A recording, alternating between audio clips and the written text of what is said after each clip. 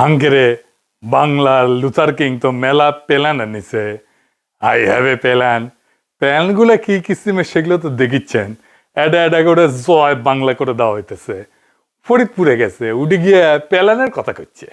মানে ফরিদপুরের জন্য প্ল্যান আনিছে, শুনে নাকি? প্রিয় ভাই বোনেরা, এই ফরিদপুরের চর অঞ্চলগুলো ধরে চল অঞ্চলগুলো নিয়ে প্রচুর পরিমাণের সোয়াবিন চাষ হয় না? হ্যাঁ, সোয়াবিন চাষ হয় কি? হ্যাঁ না না হয় না? এখানে সোয়াবিন চাষ হয় না, কম হয়। কম হয় কেন? ভুট্টা হয়, ভুট্টা চাষ হয়, রাইট? হ্যাঁ, ভুট্টা চাষ হয়।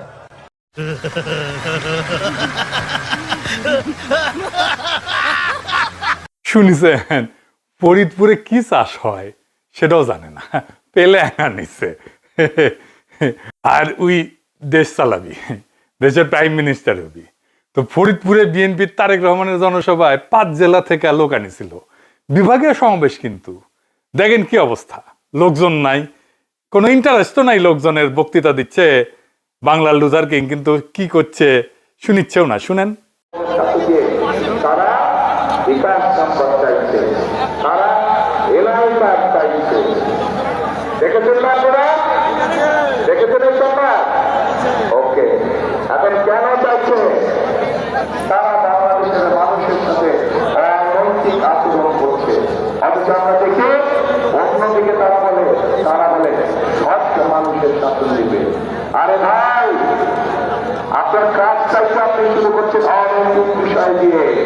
যেখানে আপনি নিজেই অনৈতিক বিষয় দিয়ে কাজ শুরু করছেন, সেখানে আপনি কি করে আশা করেন, জনগণ কি করে আশা করবেন যে আপনারা মানুষের শাসন দেবেন?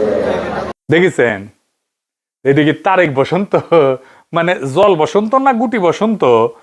আমার চান্দির চুল জিনকে পাতলা হচ্ছে, সিনকে দেখি লোকজন নাই হয়ে যাচ্ছে পিছের থেকে। এটাই আসলে বাংলার লুথার কিং এর আসল পলিটিক্যাল শক্তি, বুঝেছাও? তাও আনিছে টাকা দিয়ে ভাড়া করিয়া। মিটিং এর পরে নিজেদের মধ্যে মাইরপিট, টাকার ভাগ নিয়েই মনে হয়। দেখেন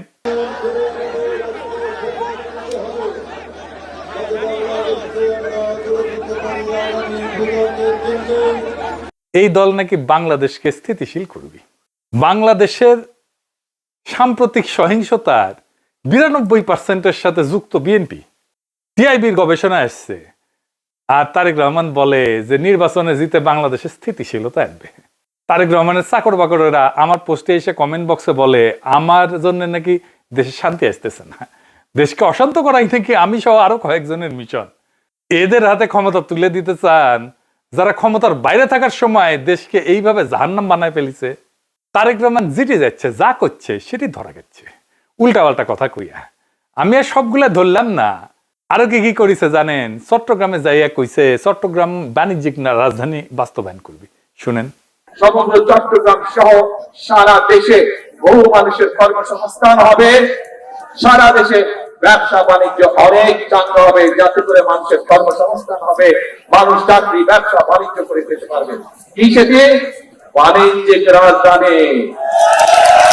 2003 সালে চট্টগ্রামকে বাণিজ্যিক রাজধানী স্বীকৃতি দেওয়া হয় এবং 2017 সালে চট্টগ্রামকে বাংলাদেশের বাণিজ্যিক রাজধানী ঘোষণা করা হয়। মানে খালেদা জিয়া এইটাকে বাণিজ্যিক রাজধানী স্বীকৃতি দিছিল, আর হাসিনা বাণিজ্যিক রাজধানী ঘোষণা দিছিল। কুমিল্লার জিয়া কইছে যে কুমিল্লাতে ইপিজেড করা হবে আস্তে আস্তে। শুনেন। কুমিল্লায় এই ইপিজেড আস্তে আস্তে একটা একটা করে ইপিজেড আমরা কুমিল্লাতেও করতে চাই। কুমিল্লাতে ইপিজেড আছে 2001 সাল থেকে। তারপরে রংপুরে যে কইছে তিস্তা ব্যারেজের স্বপ্ন, সেখানে নাকি তারা হাত দেবে আর কি। তিস্তা ব্যারেজ প্রকল্পের কাজ ইনশাল্লাহ 12 তারিখে নির্বাচনের পরে 13 তারিখে বিএনপি ইনশাল্লাহ সরকার গঠন করলে এই এলাকার মানুষের জন্য যে তিস্তা ব্যারেজের স্বপ্ন, আমরা সেটি পূরণের কাজে যথাসম্ভব দ্রুত হাত দিব ইনশাল্লাহ। তিস্তা ব্যারেজ উনার বাবা জিয়া 1979 সালে ভিত্তিপ্রস্তর স্থাপন করে, এরশাদ উদ্বোধন করে। সেটা তারেক রহমান আবার বানাবে তিস্তা ব্যারেজ। মির্জা ফখরুল কইছে জামাতে ইসলামী দেশ থেকে পিছায় নিয়ে যাইতে চায়। জামাতে ইসলাম এই দেশটাকে আফগানিস্তানে পরিণত করতে চায়, পিছন দিকে নিয়ে যেতে চায়। জামাতে ইসলাম একটা দল, যে দলটা আমাদেরকে সামনের দিকে যেতে বাধা দেয়। বন্ধুগণ, আমরা পিছনে যেতে চাই না। তারেক রহমান তো নিজেই পিছায় নিয়ে যেতে চায় দেশকে। সে 1979 সালে নিয়ে যেতে চায়, যখন তিস্তা ব্যারেজ হয় নাই, যখন চট্টগ্রাম বাণিজ্যিক রাজধানী হয় নাই, কুমিল্লায় ইপিজেড হয় নাই। তো এই তারেক রহমান বাংলাদেশের পিএম হবি?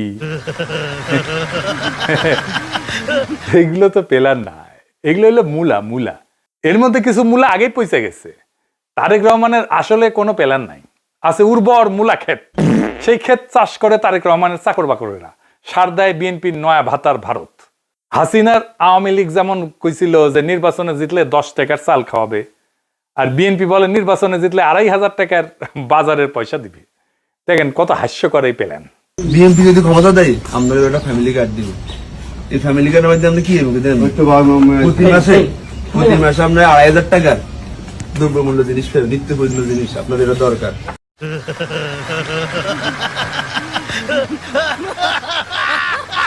এটা যে প্রকাশ্যে ভোটারদেরকে ঘুষ দেওয়া, সেটা আমাদের বাংলার লুথার কিংকে কে বোঝানোর মতো কেউ নাই বিএনপিতে? নাকি এটার অর্থ লোপাট করার অভিনব কৌশল এটা বিএনপির? নির্বাচনে জিতলে ফ্যামিলি কার্ডের যে মূলা বিএনপি দেখাইতেছে, তা তো জনগণের টাকায় বাস্তবায়ন করতে হবে, নাকি তারেক রহমানের নিজের পকেট থেকে দিবে?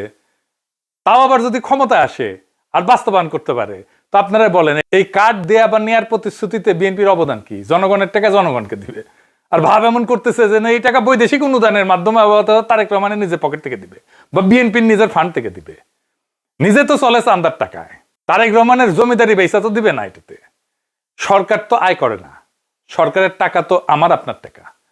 আমি কাজ করলে সরকার বেতন দেয়, কিন্তু বিনা পরিশ্রমে যে টাকা দিবে সেই টাকা তো কাউকে না কাউকে রোজগার করতে হবে, উপার্জন করতে হবে। কে করবে উপার্জনটা?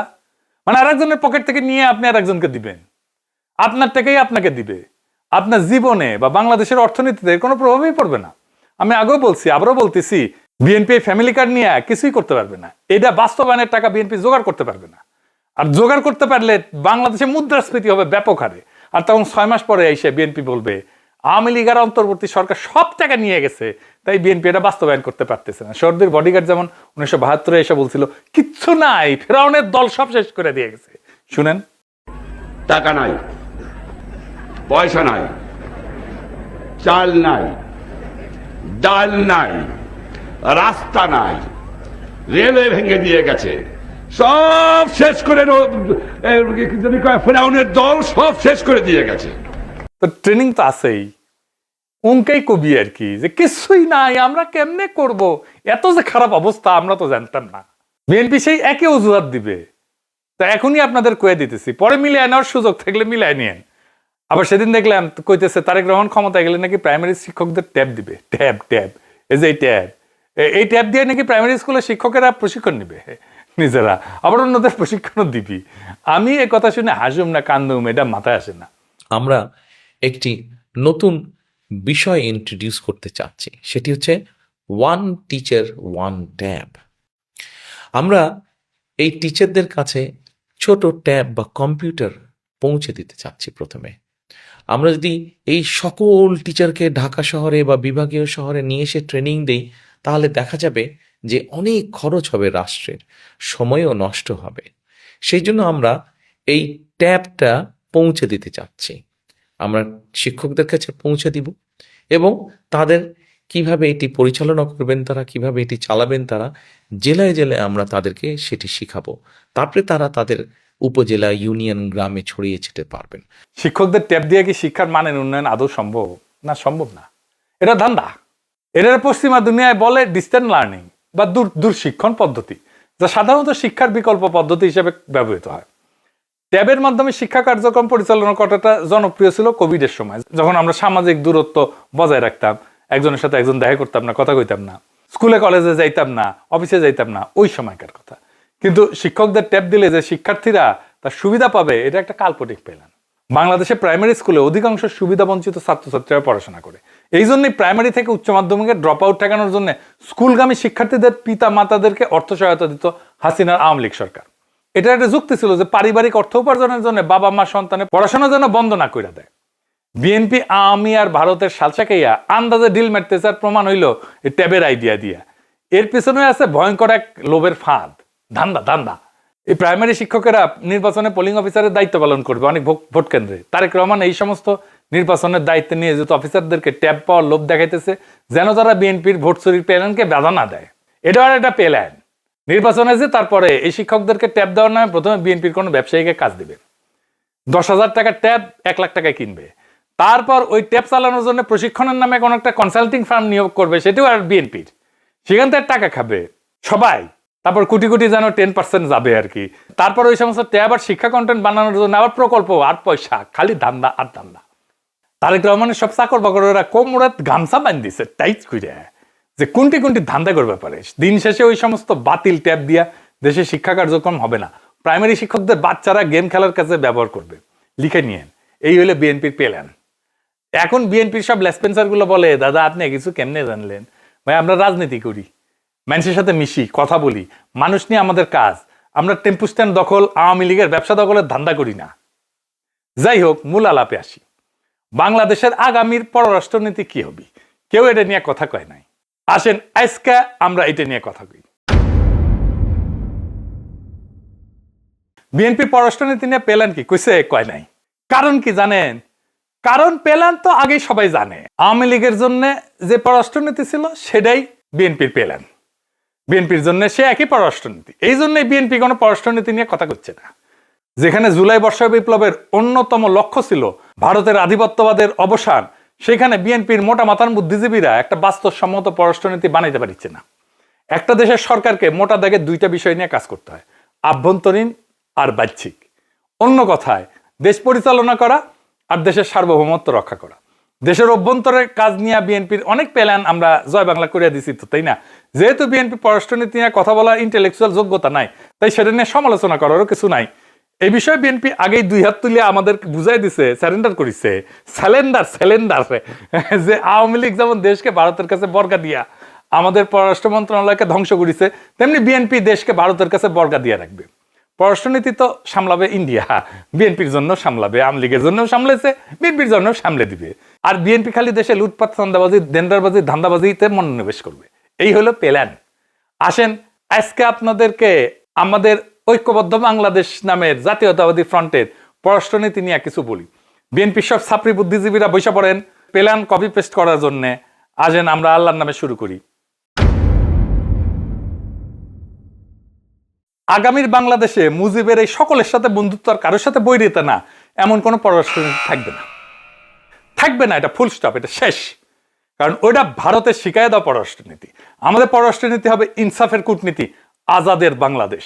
চলেন খোলসা কইরা বলি। ইনসাফের কূটনীতি হইল সেই নীতি যা দিয়ে আন্তর্জাতিক সম্পর্কে ইনসাফ প্রতিষ্ঠাকে সর্বোচ্চ প্রাধান্য দেওয়া হবে। ইনসাফের 5টা খুঁটি থাকবে, 5টা। এই 5 খুঁটির ধারণা কিন্তু ইসলামের 5টা স্তম্ভের ধারণার সাথে মিলাই যাইতেছে একেবারে বরাবর। ইসলামের 5টা স্তম্ভ আছে না, কলিমা, নামাজ, রোজা, হজ, যাকাত। আর আমাদের ইনসাফের কূটনীতির 5টা স্তম্ভ হইল: 1 নাম্বার ন্যায্যতা এবং প্রাপ্যতা, 2 নাম্বার পারস্পরিক স্বার্থ ও সম্মান, 3 নাম্বার আন্তর্জাতিক আইনের প্রতি শ্রদ্ধা এবং বিশ্ব শান্তি বিনির্মাণ, 4 নাম্বার অর্থনৈতিক এবং বাণিজ্যিক স্বাধীনতা, 5 নাম্বার প্রবাসীর অধিকার এবং কল্যাণ। চলেন একটা একটা করে খোলাসা করি। ইনসাফের কূটনীতিতে প্রথম স্তম্ভ হবে ন্যায্যতা এবং প্রাপ্যতা। স্বাধীনতার পর থেকে যেই সমস্ত দেশ আমাদের আর্থিক এবং রাজনৈতিকভাবে সহায়তা দিচ্ছে, তারা আমাদের থেকে সেই পরিমাণে বন্ধুত্ব আর বাজার সুবিধা লাভ করবে। ধরেন জাপান, স্বাধীন বাংলাদেশে এই পর্যন্ত সর্বোচ্চ উন্নয়ন সহযোগিতা দিচ্ছে আমাদের জাপান। সেই প্রেক্ষিতে জাপানের সাথে আমাদের ওই রকম বাণিজ্যিক সম্পর্ক নাই কিন্তু। আবার ধরেন সৌদি আরব, স্বাধীনতার পর থেকে মুসলিম বিশ্বের দেশ হিসেবে সৌদি আরবের কাছ থেকে আমরা অনেক সহায়তা পাইছি। ইনসাফের কূটনীতিতে এই সমস্ত রাজনৈতিক সহায়তাকে পূর্ণ সম্মান দেওয়া হবে।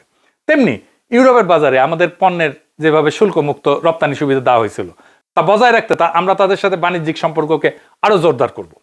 ইউরোপ থেকে আমাদের উন্নত প্রযুক্তি আমদানি করতে হবে। যেমন ধরেন আমরা সেই প্রযুক্তি আমদানি করব, আর আমাদের দেশে সেই প্রযুক্তির কোনো না কোনো অংশ উৎপাদন করার জন্য আমাদের জনশক্তিকে ব্যবহার করবে, আমাদের দেশে কারখানা বানাবে।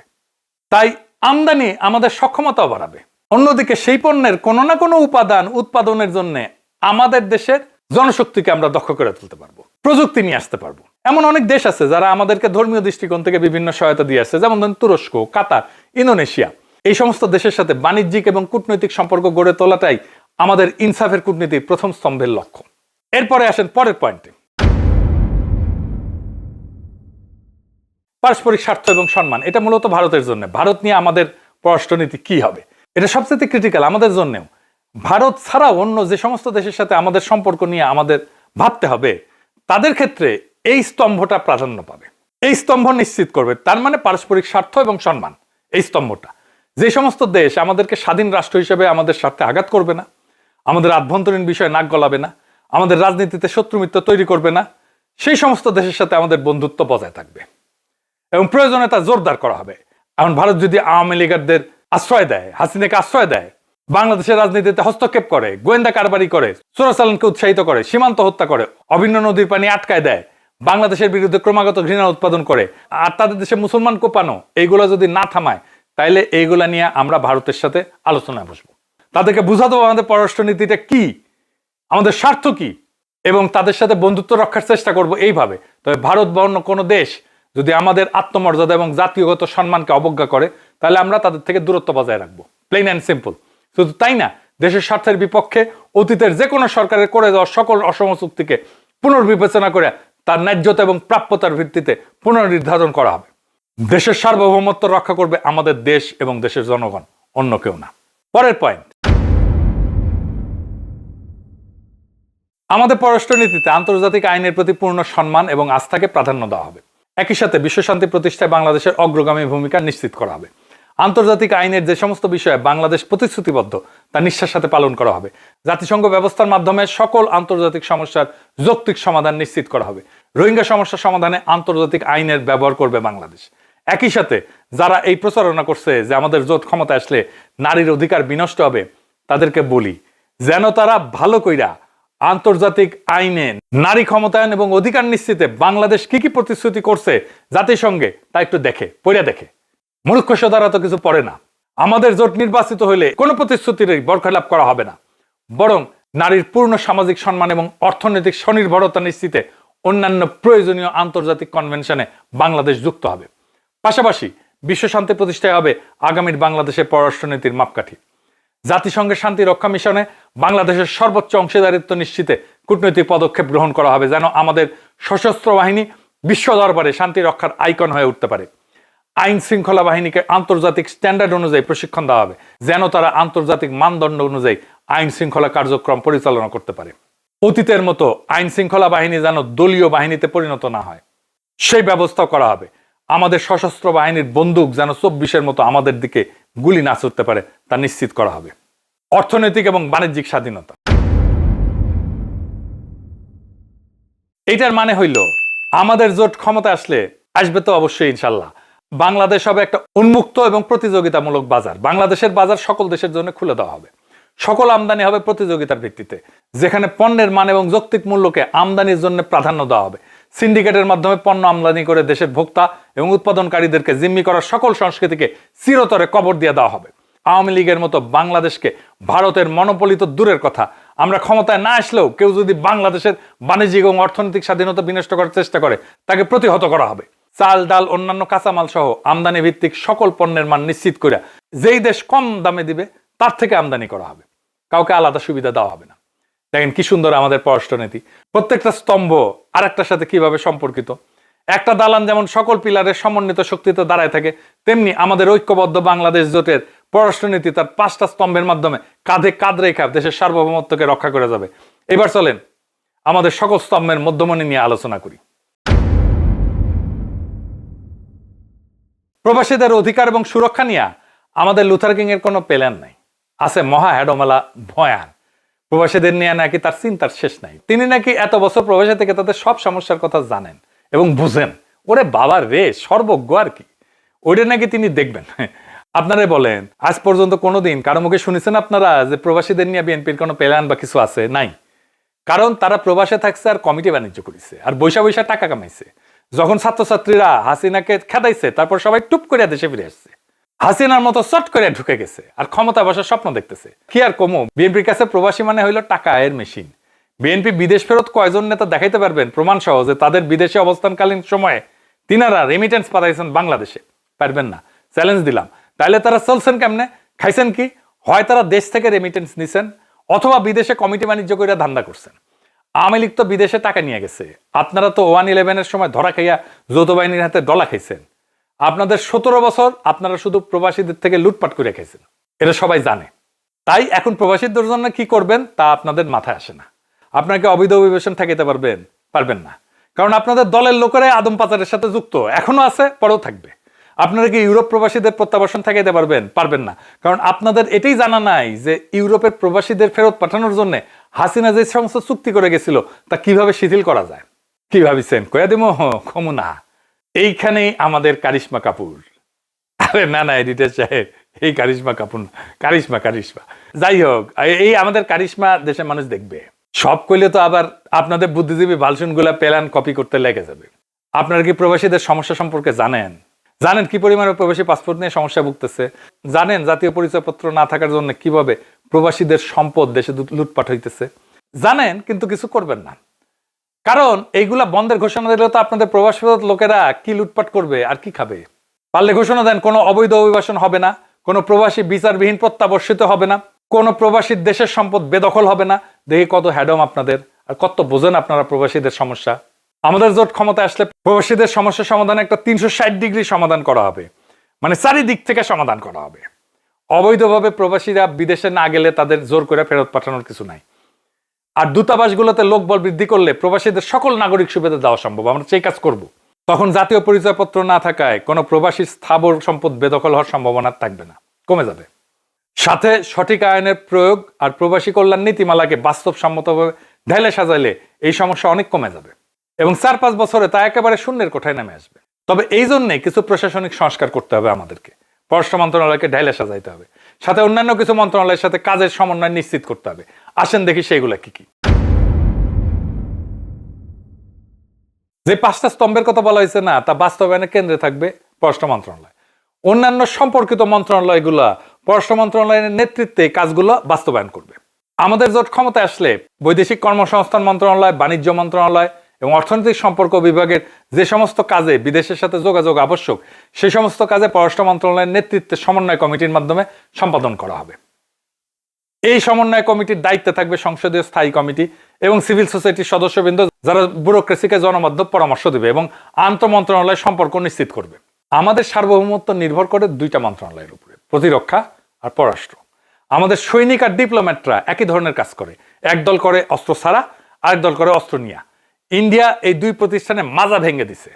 আমরা জানি আর্মিকে কিভাবে বিডিআর বিদ্রোহ দিয়ে ধ্বংস করেছে, কিন্তু পররাষ্ট্র মন্ত্রণালয় কেমনে ধ্বংস করেছে সেটা আমরা জানি না।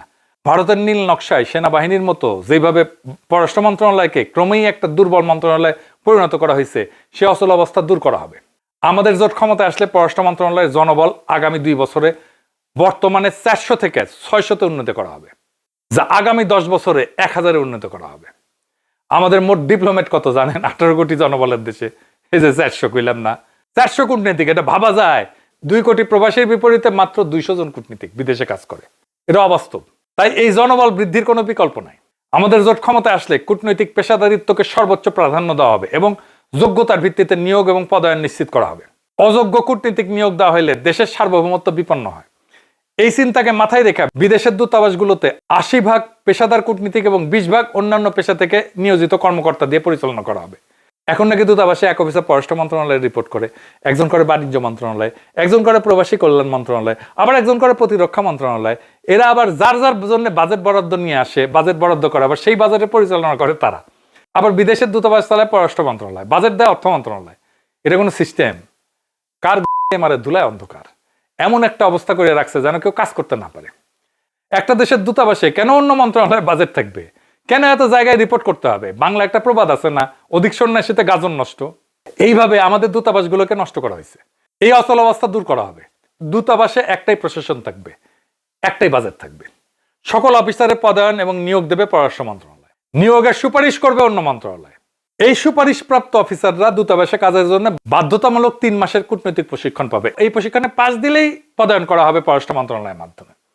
এইভাবে ঐক্যবদ্ধ বাংলাদেশ জোট ক্ষমতায় আসলে আমরা দক্ষ জনবল দিয়ে বিদেশের দূতাবাসগুলোকে দক্ষ করে তুলব। আমাদের দূতাবাস পরিচালনার স্লোগান হবে, আমার দেশ, আমার দূতাবাস, আমরাই বাংলাদেশ।